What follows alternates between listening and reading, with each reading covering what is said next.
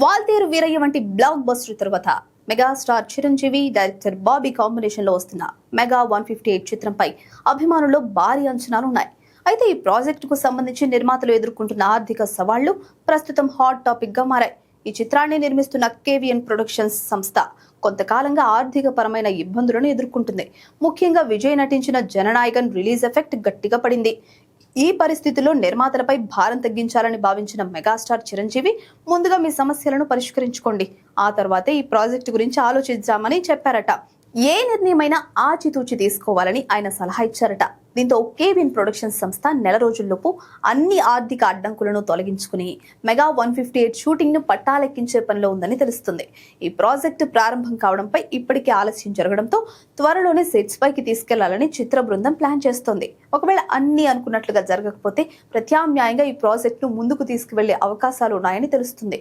Mega అభిమానులు మాత్రం ఈ ప్రాజెక్ట్ ఎప్పుడెప్పుడు సెట్స్ పైకి వెళ్తుందా అని వెయిట్ చేస్తున్నారు.